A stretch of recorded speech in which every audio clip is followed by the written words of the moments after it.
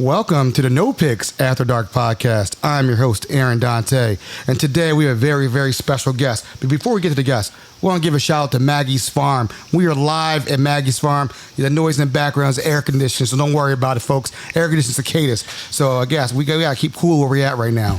But we got a really cool guest coming on today. I got this guy coming from downtown. From the Canton area, right? Canton area, I want to say, right? Fed Hill, sorry. Wrong area. District 46. And I'm so happy. I reached out to him and said one day, I was like, I like your stuff. He was like, I like your stuff too, man. Can I be on your show? I'm like, what? I had to have 3 people read, like, he want to be on my show. This guy is kind of big time.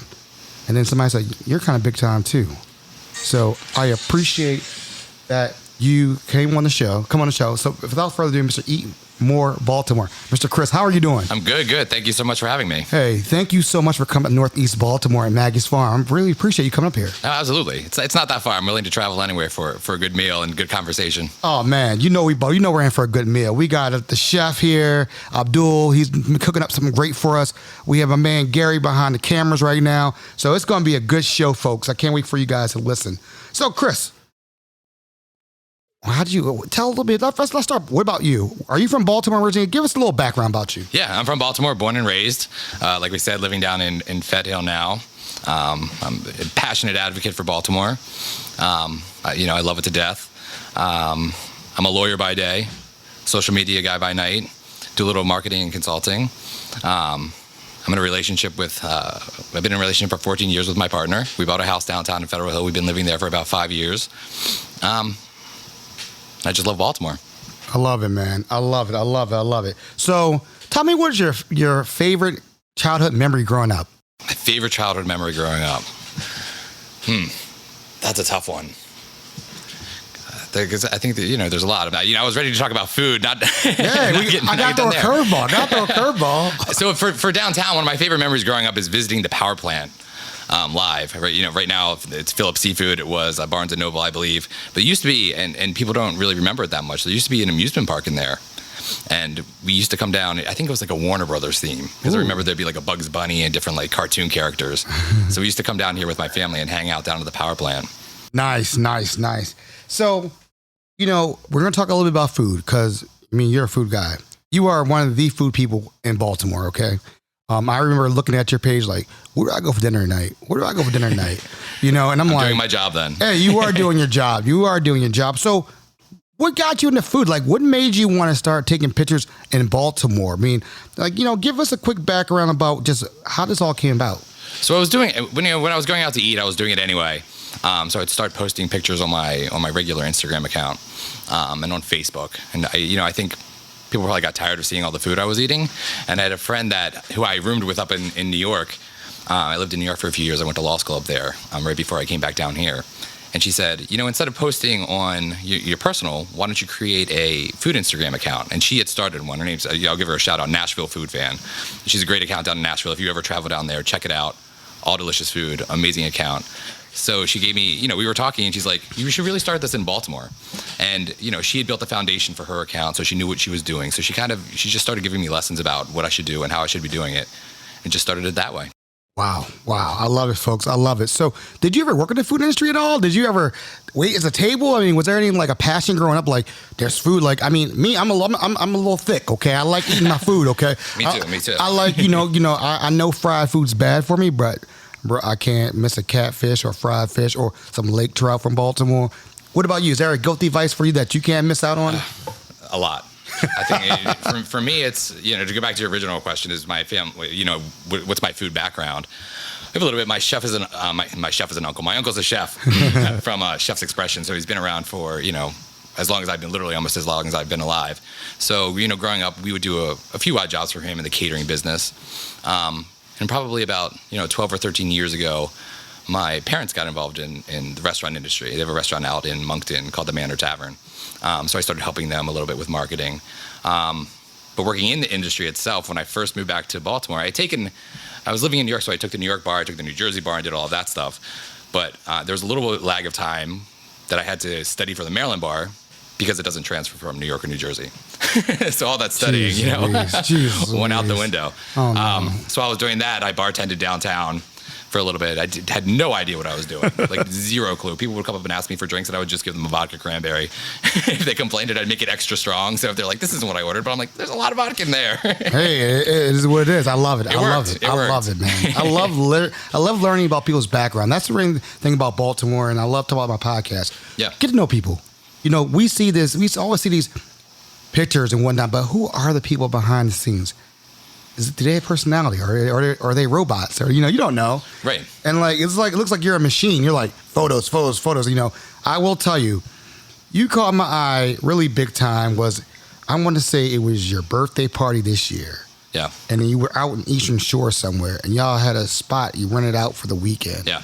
And I was like, yeah, that's how you do it. And I mean, the food was coming out, and I'm like salivating at home, like, God damn, like, can a brother get an invite? Next year. I was literally going to message you at your birthday, be like, I'll be there in 2 hours, bro. It should have. Yeah. There's enough food. Oh my! Now, is your brother a chef, or is it just your uncle? You say uncle Yeah, chef. so my uncle's a chef. Okay. My little brother just moved back from Baltimore during the pandemic. He was living in Charleston.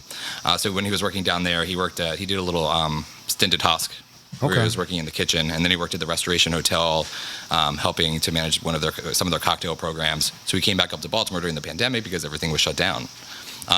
They were a little bit looser down there with things being shut down, but they did shut down for a period. So he came back in here, and his passion is really cooking. So Okay. he started his own, private chef company with his buddy, who was also down in Charleston with him, called Need and Butcher. And he does just a great job. The stuff that they're putting out is really incredible. They're super talented. I know this is a Baltimore podcast, but Charleston, I'm gonna tell you something. The food down there, Oh, so good. So good. I would fly back on Southwest Airlines and fly for breakfast and dinner and fly back. Okay, I'll go with you. Hey, because I've never had some shrimp and grits in my life like down there. Oh yeah, it's incredible. And everything has bacon in it down there. Yep. I'm cool. I'm cool with that. Yeah. So, all right, when you first started More Baltimore. Yep. What were your thoughts? You said your friend told you started, but what were your thoughts? Like, did you think anybody would follow you? Did you think people would be like, what year did you start? Like, what year was it, and when did it all kick off? So I believe it was March of 2015. Wow. That I started it, and so when I started it, I was pretty familiar with the Baltimore food scene, the food and restaurant scene. It was also a lot different back then than it is even today. So when I started, I actually wasn't using my own pictures. I would reach out to other people. Yeah, I would know what restaurants I liked and what was good, but I didn't have, an arsenal of photos. So I'd reach out to people at these restaurants and who had, posted pictures from the restaurant to say, hey, can I repost your picture? And give you photo credit, of course. So I just started the account, and it probably did that for the first couple of years. Just reposting other people's delicious pictures of food. And as I started to go out more and more, then I started posting my own because I had my own library to kind of pull from. Nice. Now, I love it because I'm always like, what you started back in 15, a lot of people weren't doing it back then. I don't really remember that being the thing back then, was it? I mean, I don't really remember. It had just started. Well, in Baltimore, there were a couple people who were doing it. Right. That was really, I really wish I would have gotten into it probably like a year and a half before then. Right. Because the people who started then have really blown up. Right. And, I'm happy with where I am now, but if you would have been on all the stuff at the onset of it, I mean, like TikTok right now, should have done that 2 years ago. I mean, TikTok, that's a whole different. That's a beast in itself. I mean, I call it a TikTok hole. I will look at it for like 2 hours. I'm like, how did 2 hours go by? Yeah. And I think TikTok may be the new wave because everybody can entertain. You can show whatever acting skills, whatever you have to do. Right. You can do it, And it's literally whatever interest you have. If you're a doctor, if you're a lawyer, if you're into food, if you're into dancing, music, whatever it is, there's a niche for it, and they're so good at knowing what you like. Right. Once you start liking something and following it, they just, keep nailing you with it. And that's why you're on it for 2 hours. Like, if I look at it before I go to bed, like, done. I'm going to be up. So, people are going to want to know, how do you make the food look so delicious from a camera? Like, do you have, because I have people who say, they ask me, does he have a $2,000 camera? Seriously, I have people that they were like, ask him, what kind of camera is he using? And I'm like, I don't think it's the camera. No. I think it's something else. Go ahead, I'm going to let you tell. It's my iPhone. Right. That's it. I don't use the camera. I feel like, a lot of people don't feel this way, but I feel like the camera, if you're using a camera, you're cheating a little bit. Instagram is a phone app. Right. So, and now with the new iPhones or whatever you have, like the camera, the picture quality is really incredible. I mean, you can get, billboard size quality photos with, and tiny little phones. And with the iPhone, I'll tell people it's like you have a $1,200 contraption right there, just as good as a phone. So now, what about lighting? Is that very important for food, or how do you bring that color out, those vibrant colors, or is it like an editing you do behind the scenes? So I think I try to edit as little as possible. Some things require a little bit of editing, but it's really lighting is key. Natural light. If you can get by, my rule is if I go to a restaurant and I want to take pictures, I get next to a window, put my back to the window, and the food is obviously in front of me, and just go with there, and you get a nice indirect light. If you're going into a restaurant at night, and I try to do this less and less because I know how much it interferes with the people dining around me. And my partner Stan is like, "Oh my gosh, put the light down." Oh wow! And everyone's staring. No, so one of your friends I just spoke with, and she was telling me, she was like, "Let me tell you something. It's intense." Going out to dinner with him is intense because she was like, I'm going out there tonight, and I'm like, she's like, wait until you see. It's like he has the whole setup that goes in, and she's like, it's serious. So they're all used to it at this point, and I tell them, if this bothers you, just let me know. But for some reason, they they still let me do it. So I mean, do people come at you? Do companies say, hey, restaurants, hey, we want you to come here and market our product? Is that prevalent? Like when you first started, were people coming to you then, or there are people coming to you more now? Or are you pretty choosy on how you want to do? Because you have your own marketing thing you do yourself. Yeah. So what works both, during the past year, I haven't reached out to people as much for obvious reasons. I don't want to, impose on these restaurants. My goal in the past year was really to help them and to promote them, shine a light on when they're opening, who's opening, not as much who's closed, but just, when restaurants are really struggling to get people in the door. So how do you get the word out very quickly? Right. You throw up a post, I can throw up a post up there and reach a pretty large audience pretty quickly. And that way everyone, can go and support that place. But I got away from your original question. Just like, when like restaurants reach out in the beginning and end, like, do they mark? Because I feel like food blogging is a wild, wild west. Yeah. Nobody really knows if it works or if it doesn't work yet. Right. It does work when people come and say, hey, I saw you on da-da-da-da. Right. But I guess, when you started like 15, 16, 17, were restaurants like, what is this guy doing? Or were they like, open arms, come on in. We'd love for you to take pictures. Or was it like, did it take a while for you to build that trust with restaurants? Yeah, I think it has taken a while for me to build the trust with restaurants because I think in general, I don't like to use the term influencer because I think it's, obnoxious. We'll talk about that. Yeah, I can't. I'll never call myself an influencer. But because of that, bad reputation that goes along with that term, restaurants were a little, weary to work with, with me and a lot of the other food bloggers because they're like, oh, these people are going to come in here and they're going to want everything. They're going to order this, they're going to that. They're not going to pay for anything. They're not going to want a tip. They're not going to want to do that. So I think, I've kind of had to battle that reputation. Mm-hmm. And I think I've done it at this point. I hope I have because I built trust. I have a lot of really good relationship with restaurants that I don't have a working relationship with. That's good. That's great to know. That is really good to know because, we'll talk about influencers a little bit later on. We'll talk about black restaurants a little bit later on too because I want to cover a lot. So, we only got so much time for this guy. This guy's hard to catch up with, so we got to get everything in while we're here. And again, shout out to Maggies Farm for having us here this evening on Tuesday night, opening up for us, having this great conversation because where else would you want to have Eat More Baltimore but in a restaurant and have them come Northeast Baltimore because it's magic up here. So you doing this blog, I thought this was your full-time job. I really did. Yeah. I really did. Could you have ever saw this as you have 95,000 followers now? Did you ever think this would ever happen? No, not really. Like, do you like when did you know like kids close your ears when shit got real? Like when shit got real, like you're like 20,000, and then you're like I got 50,000, I got 75,000. Like when did you start having that situation where you like people are like, damn, people are really digging what I'm putting out in the streets right now? Yeah, I think when I hit 50,000. I thought that it was pretty legit. I think that's before then I was kind of like, I wanted to hit that mark. So once I did that, I was like, okay, things are going well. And, I didn't hit that probably until within the last year or so. Because we've been doing nothing. So, Well, yeah, I mean, is there gives you a like little time. is there like when you hit 50,000, and at that point you're like, what do I do? Like, I mean, I'm sure people are offering you left and right. Hey, can you come to our restaurant? Show us love, or hey, new restaurant here. You're always on the list of new restaurants coming and going and whatnot. How do you choose what you want to do and what you don't want to do? Is there something that lines up with your values, or is it just it's a free for all, wild wild west? Hey, let's all get the gang together, let's have free dinner. I mean, how do you choose these type of things for yourself personally? I try not to say no if restaurants are coming to me and asking, because one of the main goals in starting all of this was to promote Baltimore. I started it because when I was living in New York, and then I also lived and worked in DC for a while. Every time you say you're from Baltimore, it's like, oh, ooh, why? Like literally, people will say ooh, and I'm like, we just met. Why are you so rude? Mm-hmm. And then the next question is it like The Wire? Is it like Homicide? It's like there's this reputation that's out there about Baltimore.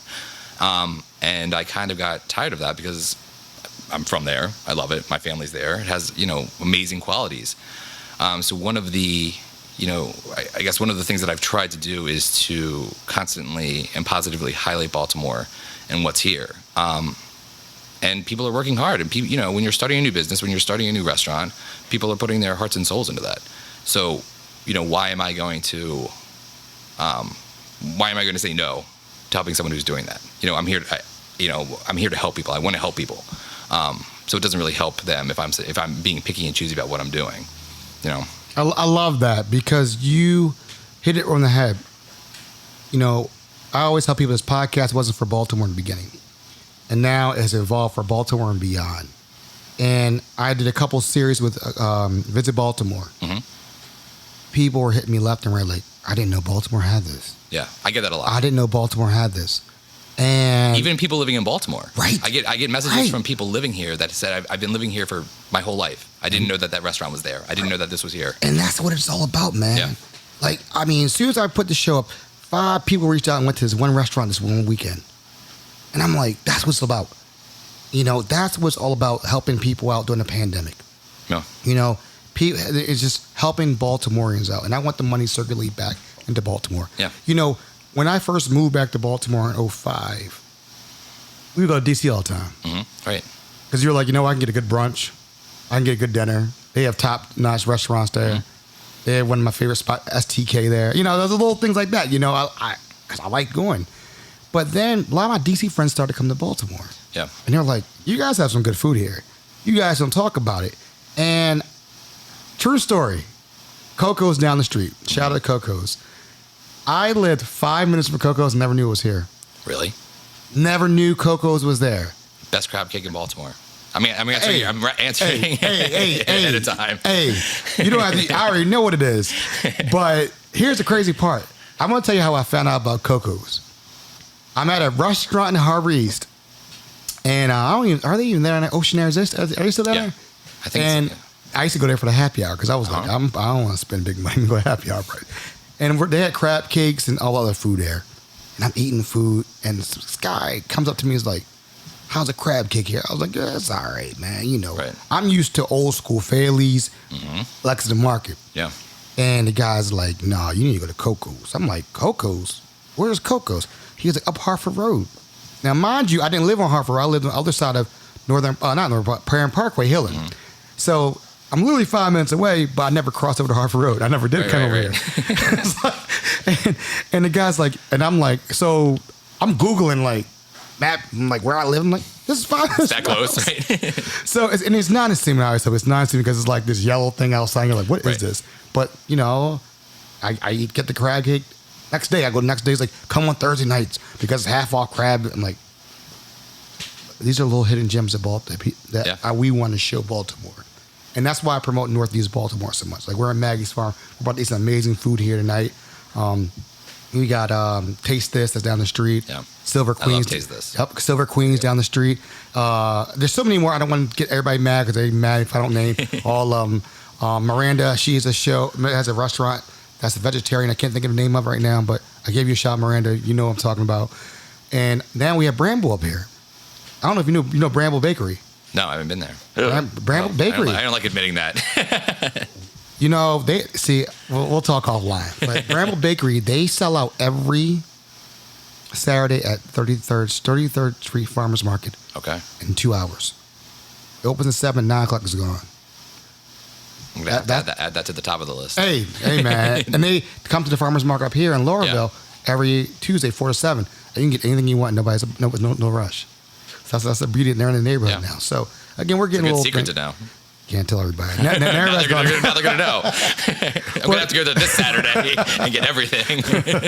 I love it. Folks, give us a little quick break. We're going to be right back after these messages. Again, we were with Mr. Chris from Baltimore. It's a pleasure him coming up this way to Northeast, hanging out with us. We'll be right back. Chris, how you feeling up? Good, great. I know it's a little. Hey, we're having a great time here, man. Having a great time. And I enjoy doing these. I enjoy talking with people and food people because it's food. Who doesn't like food? So no one I know. Okay. So let's get into something. Let's get into Black-owned restaurants in Baltimore. Yeah. So if I look at your page, and like I always like total transparency, did you have a lot of Black restaurants in the beginning on your page? I don't know. Okay. I don't know. Okay. I want to answer you honestly. I'd have to go back and see. I think that. Oh, closer? Yeah, you're good. You're closer, yep. I think that, I think the past year, I think we've learned a lot. I think there's been more of a focus on Black-owned restaurants, which I think is important. And I think in that, people have had to start doing a little bit of research to say, who owns, who's owning these restaurants. And, when you're going to a restaurant, I'm not typically thinking about, what race the owner is, for the most part. But I think in the past year, we've learned that it's important. That's an important part of these businesses. Because for whatever reason, whether it's, not having resources or people who want to back them, I think that, which is surprising in a minority city, that the Black restaurants don't get the attention that they deserve. So now you make a conscious effort, or I make a conscious effort to say, okay, where are these Black-owned restaurants, and to try and highlight them and to focus on them a little bit more. Do you think because of George Floyd that made everybody wake up a little bit more about what's going on?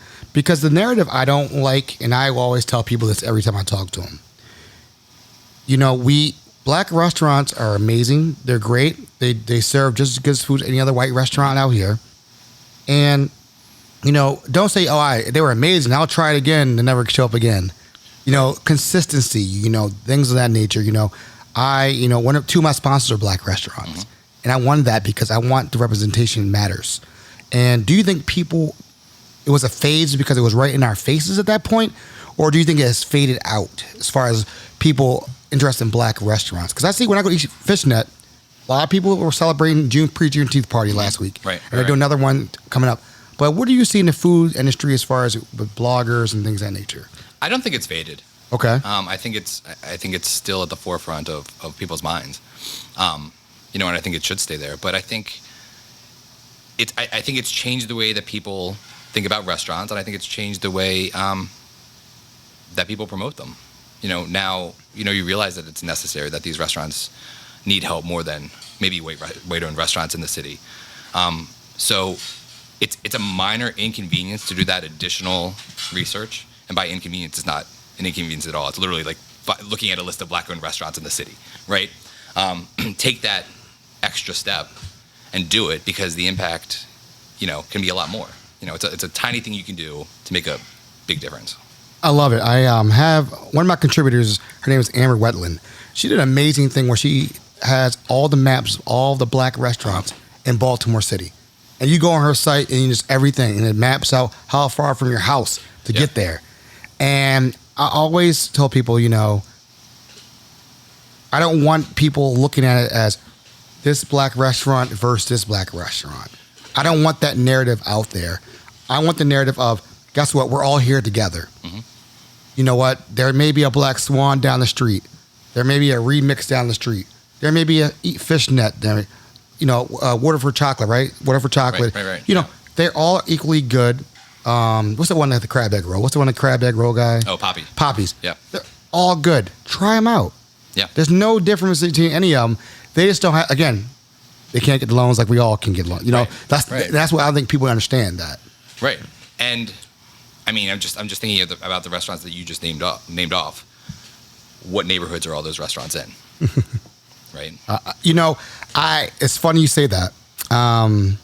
There's a restaurant that I won't name that I really like, and they were in a predominantly, you know, type of neighborhood there was. Well, I'll keep it real. It was a white neighborhood. Yeah.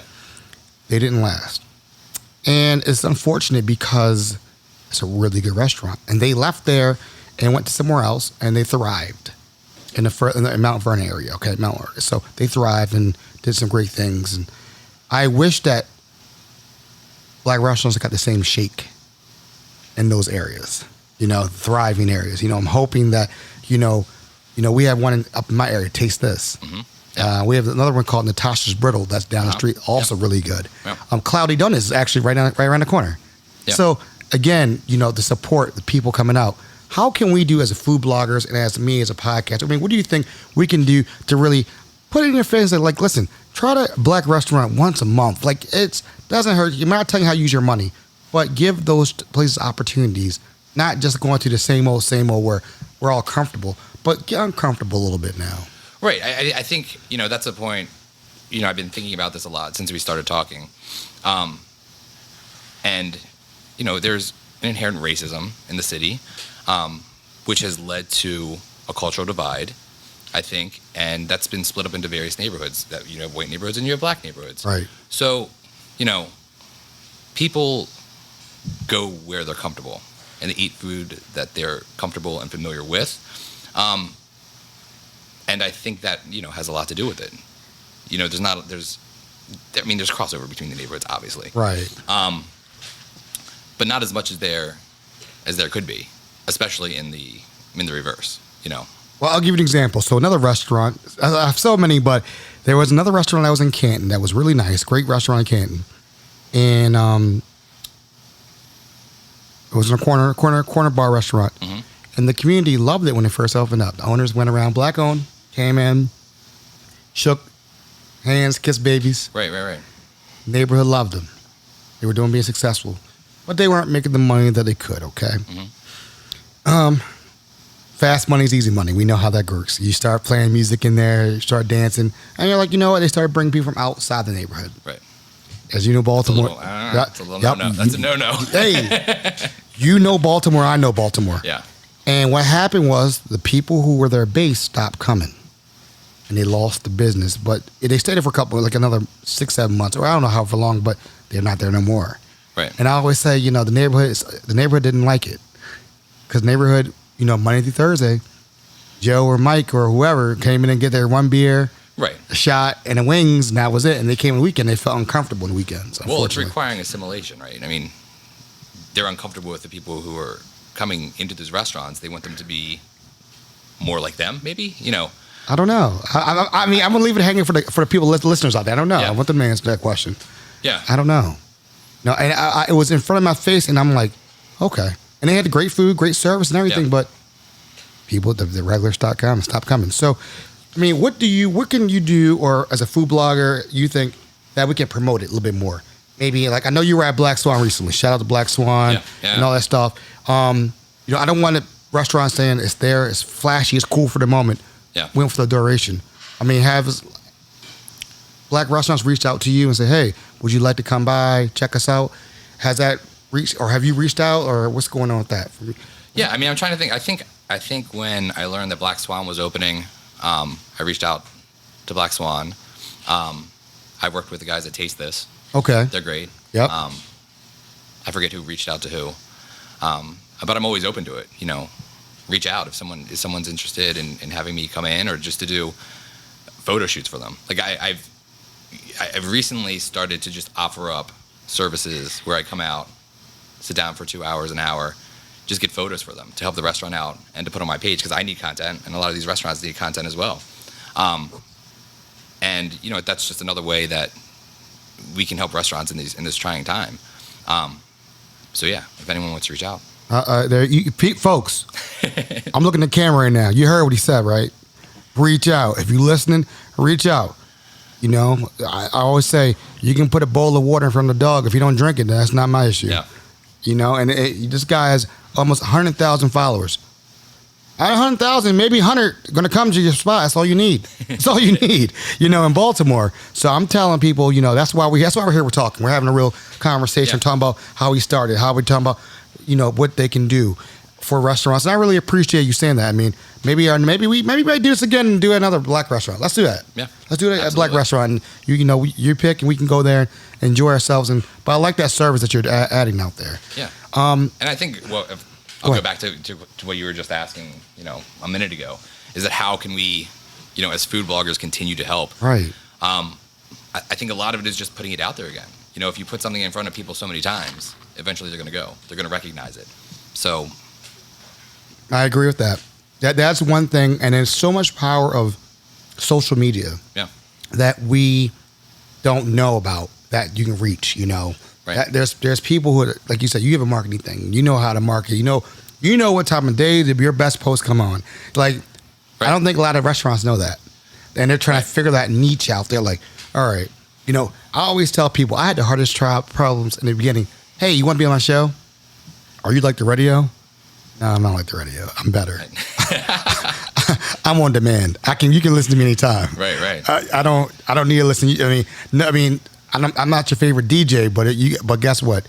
You can hit play, pause me, pause me anytime you want to. Yeah. And that's why I tell people, and people their restaurants were like, I don't know about how, I was like, can I get an interview? I want to interview you. Well, we don't know about that.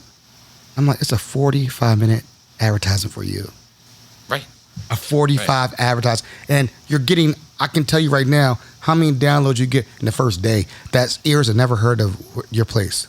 And that's what it's all about. I want, again, like I said, we talked about this in the past. Yeah. Sharing, helping, educating, and that's what it's about. That's what my podcast is about. The voices of the unheard and getting those names out there. And you were, you know, you mentioned, or we were talking a little bit about how, you know, black-owned restaurants have less resources than white-owned restaurants. Correct. So on top of that, add the struggle that the restaurant industry is going through right now. Right. You know, if you have time to do, well, you don't have time. If you own a restaurant right now, you're working constantly as a small business owner. So how do you know what time to post? How do you know how many times you should be posting? If you don't have additional resources or a marketing budget or something like that, how are you getting in front of people? You're not. So if you're not getting in front of people, and right now social media is the way to get in front of people, you know, that's a major, you know, factor to get in the way of your business succeeding. It's funny you say that. I was talking to a food blogger one day, and we were doing something, working together.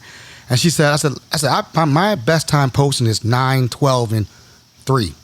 And she was like, my best time posting is 6 o'clock at night. I'm like, 6 o'clock at night, half my friends are asleep by the time. Or they got kids, or it's, it's dinner time. But that's what we learn. That's what you learn doing it for so long. Like, I know Monday, Tuesday, Wednesday, Thursday, if I post by 8:30, 9 o'clock, it spikes. Mondays are my terrible day to post. But that's when my episodes come out. But then my episode spikes on Tuesday.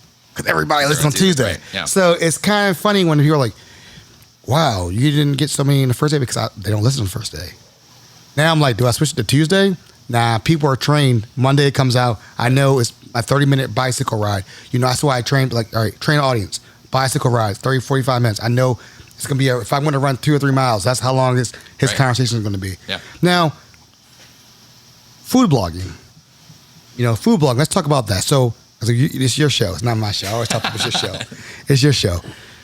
How do you know, like, so give us a little peek behind the curtain of you knowing when to post and when not to post and what day is the best for you. Give us a little secret, because so people might kind of get a little tidbits of what goes through your mind.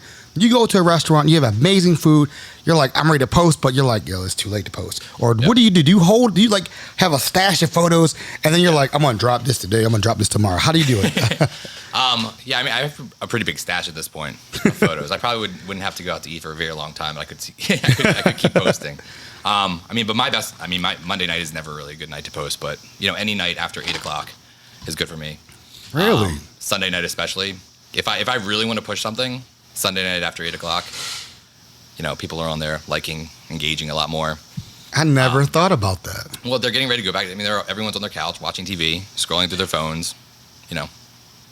Folks, he's dropping jewels and gems right now for y'all. Y'all don't even know what's going on. Gary back in the background, like taking notes right now, typing notes. And if you really want to get if you really want to see a boost, do a contest on a Sunday night. Then you get a lot more engagement. How'd you find this out? How'd you find this out about your audience? Like, how'd you learn this? I think just doing different stuff and seeing what worked and what didn't.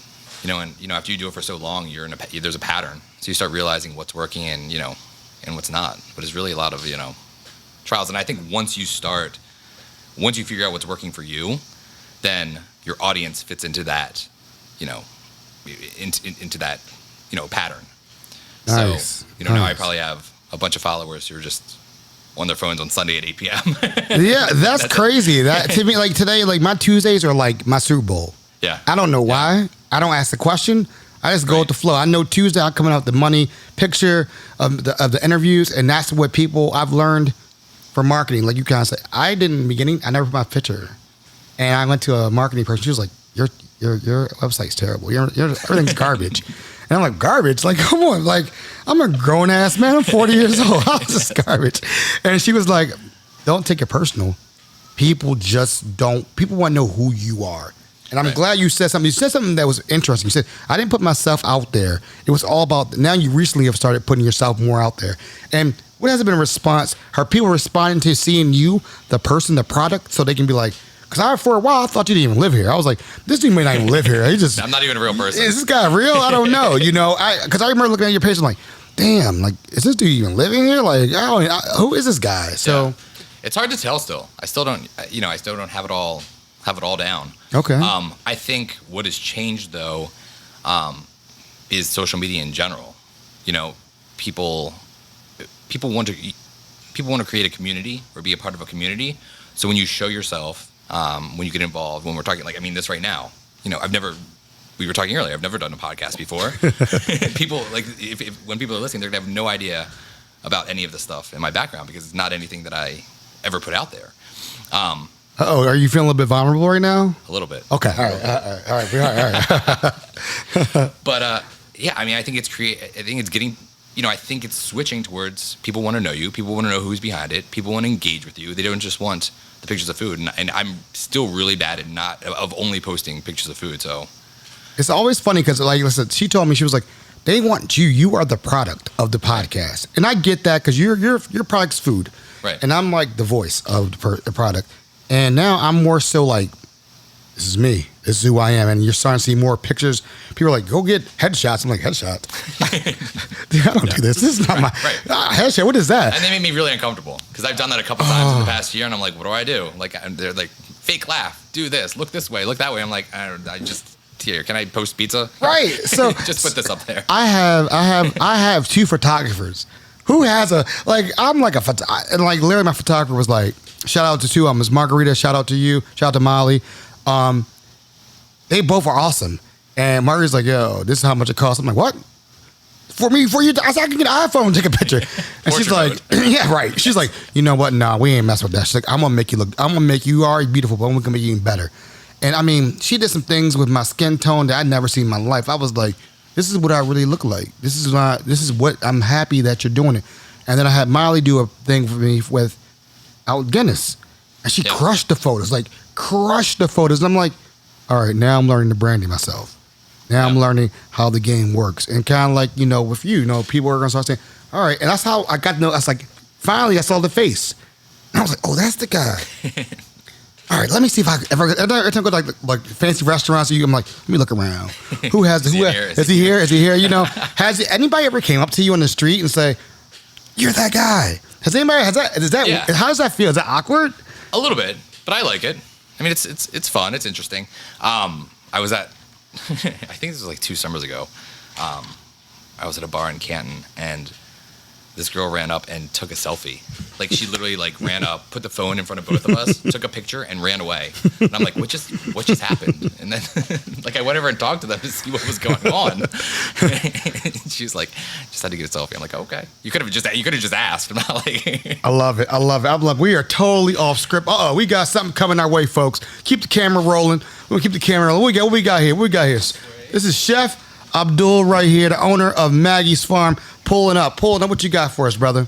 We get the honey sriracha cauliflower wings, and then we get the famous Brussels sprouts, Maggies Farm Brussels sprouts, and then we get also falafel appetizer. Oh, wow. And then we have mussels coming too. All right. Look at that. All right. If you have any questions, let me Forks and know. knives, that's all I need. Absolutely. Unless we can do medieval times out here, though. Absolutely. More drinks, let me know too. All right, folks. We're going to take a quick break while we eat some food. This beautiful food. Garry, get some photos. We got Eat More Baltimore. You get the photos. He's ready to go. So we'll be right back, folks. And, folks, we are back here, like we never left. I love me some Maggie's Farm. Shout out to Abdul. We just had some amazing food. So Chris, good. how was that, man? Amazing. The cauliflower wings. Oh, my God. It was ridiculous. The falafel, like, come on. Whatever that sauce on those mussels were, you got to come here. Everyone come here immediately. I'm just, hey, they came to Northeast, man. It's magical in Northeast. It's magical, man. So, all right, we're gonna finish this up strong because the word influencer. What do you think about influencer when you hear the word influencer? Because it turns me off right away. When I hear influencer, I'm 40 years old. Not a goddamn person's influencing me. Okay, okay. I've gone through the trials and tribulations. 40, I made it. Okay, especially as a black male on this planet, I made it. So But now you're an influencer. influencer. There you go. There you go. Talk. But when people say you're an influencer, how do you feel about that? It has such a bad connotation now, and I feel like it's a term that people give themselves. Very few people are out here being like, "Oh, you're really an influencer." You're really influencing people. No, it's not. It's just I don't like it. I don't like it. I wouldn't call myself it. If people start saying it, I'm like, nope, stop. I know. I get it. So, do you see yourself moving into the next phase of maybe being like a YouTube star and going around? Because I've always thought it would be cool to have a Baltimore themed like YouTube show. Or like you're going around Baltimore, like, yo, check Chris, Eat More Baltimore. We're gonna be at this restaurant this week. Come on, check it out. Oh, we walk in, the ambiance is so. Have you ever thought about that? Yeah, I have thought about it a little bit. I think it's between my day job and doing Eat More now, and now I'm doing the marketing thing on the side. I'm like, do I get into it? Do I want to do all these things really well? If I start splitting them off, what am I getting myself into? But I have thought about it. I think it'd be a cool idea because it's not really being done here. And I think, people would enjoy learning a little bit more. Again, like we were talking about it before, is like, what these restaurants are, but do you know who the chefs are behind the restaurants? Do you know what the creative minds are, who's doing the menus, what the concept is, the inspiration, all of that stuff. Like, we don't know a lot of that stuff. And I think that could be a big draw for a lot of the restaurants and could be a lot of fun to do. I like that. I like that. Well, let's keep that checking. I'm going to give you guys a little preview, possibly. Give you a little snippet. I think we might do this once a month. Because I feel like, we want to go and show other restaurants in Baltimore, and I think that's what it's all about. So, we're going to make the next one a black-owned restaurant. That's what we're going to do next time. Yeah. So, I appreciate you coming in and doing this. You're like a pro. Thank you. Your first podcast. I know. I'm finally not nervous anymore. All right. So until you start asking questions. Oh no, you're good. I'm not ready for it. You're good. You're the what's it? I'm the lawyer. I'm putting you on the stand right now. Yes. No, man, it's been a pleasure, sir. You coming up here, hanging out. I always make fun of people from Federal Hill. Like, yo, you came, you swam, you took a plane, you took a cab, or Uber, everything. You got all the way to the Northeast, and we are a proud people up here. We're all Baltimoreans, but we just have something up here that I feel like it's a vibe. And I hate when I don't hear the vibe about not Northeast. Yeah. I take it to offense because I want people to see the vibe and love out here. So, with the pandemic, I know you saw a lot of things. What did you learn about yourself during the pandemic, about food, culture, and how you could rearrange your food site, your site? Like, how did you feel like, because you were going out every week, eating food, did this and that. How did you rearrange it and make Eat More Baltimore a little bit better for pandemic time? Right. Because all of that immediately stopped. Right. It was overnight. Done. No more restaurants. So, I think, what I learned over the past year and a half is that you have to pivot. We all had to pivot to a certain extent, right? And, restaurants were probably one of the industries that had to pivot the most. You can't really have a work from home for a restaurant. It just doesn't work. So it was just switching the model of everything around, and you had to do it weekly, if not daily, because there are always new regulations coming out. There are new rules for these places. So it was really trying to figure out what the next step to help promote these restaurants were. Are they doing takeout? You couldn't go in. Like, what days were they open? What were they offering? There were limited menus. And then they had to navigate everything. I mean, they're probably the industry that had to make the most changes of any other. Because, 1 second they were allowed to have people outside. The next second they weren't even allowed to have tables outside. What is a 50% capacity for outside dining at a restaurant? Like, and it's, not to blame any of the people who were putting these rules in, because nobody knew what they were doing at any time. Nobody did. And everything was brand new. Like, literally, it was, I mean, I hate saying unprecedented because that's what everyone says about it all the time, but it was. And there was no right answer to it. So now finally, I think things are starting to open back up a little bit, or a lot, which is great. But again, pivoting again, because the restaurant model that was in place before is not the restaurant model that's in place now. These restaurants are now, and they're not having as much trouble getting customers in the door. The problem at this point is they don't have any staff. So how do you run a restaurant when you're having a few hundred covers? Because some of these restaurants have that capacity. And because all the restaurants didn't open back up, you have less restaurants open. You have no staffing. And then you have to cater to whatever the new norm of going out to a restaurant is. So it's a lot. Do you think I always vision things like Europe now, like, how Right. everybody's in the streets. Personally, I want Fells Point to stay the way Absolutely, it is. yeah, 100%. I love it. Personally, I think Canton just close off the streets like they do. I don't know. I haven't been to Federal Hill. I don't know. Are they closing off Cross Street? Is it Cross Street? Yeah, the area around Cross Street, where Cross Street is closed, and then restaurants that aren't on Cross Street have tables set outside. Yeah. Like you said, things have changed. Yeah. The game has changed. Yeah. I think we need to stay this way.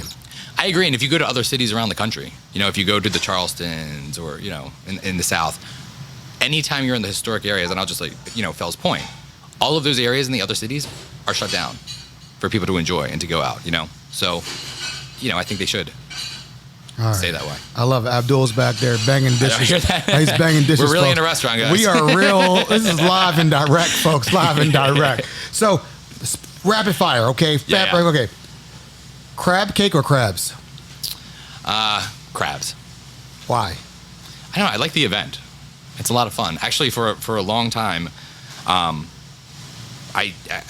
like crab cakes, but it wasn't my favorite food. I'd much rather just have the crab meat pure. Maybe I'm just a purist when it comes to crab. I like crab because there's no cell phones involved. True. Your hands are dirty. You have to put them away. You got to talk to people. Yeah. That's a great event. That's a great event.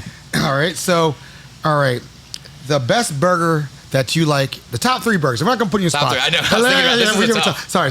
Top 3 burgers that if you said, like for me, Hamilton Tavern was my favorite burger place. That's a great burger. Involved. They're closed right now. Yeah. But by the time this comes out, maybe they're reopen. Who knows? Yeah. But, Yeah.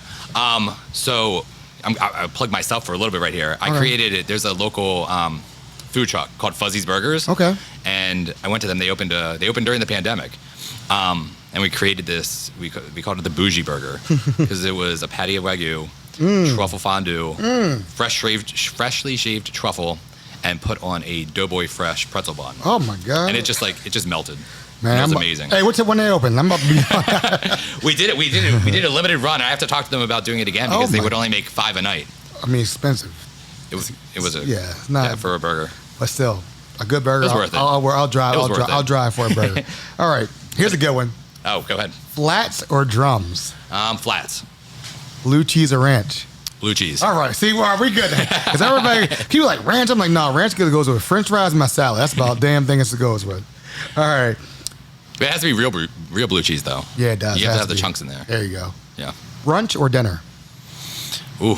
Yeah, gotta put the food. Yeah, gotta put. Because the thing about, I like brunch, man. Ain't nothing like getting turned up and brunching. Right. But then dinner is classy. But what do you think? I don't know. I've had more fun at brunches than I've had at dinners, but I feel like I like dinner food better than I like brunch. Okay.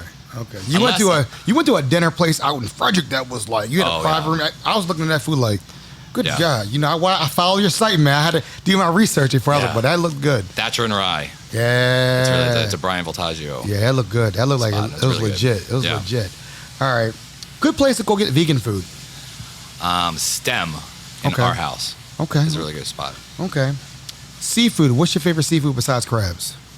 Lobster. Okay. That's Yeah. okay. You're a New England guy. You like lobster in the butter, lobster. Yeah, when I go back and look at my feed, when I was, Stan, my partner, the other day was looking through it. He's like, "You post a lot of lobster." We're in Maryland. Come on, I know, Maryland. We bro. do crabs and football. That's what we do. Lobster. No, I love it. What inspires you every day to do like what you do? To do what I do.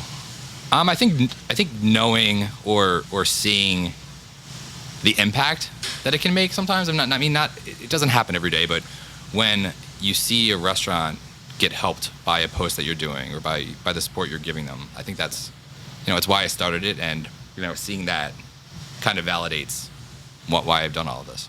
What's the best advice you've ever received? Be authentic, and I think that's a key what's a key in life, but especially if you're if you're creating an account, if you're getting into this and want to start an Instagram account or do social media, be yourself, because people will see through it if you're not. Nice. Tell the listeners where we can find you on social media.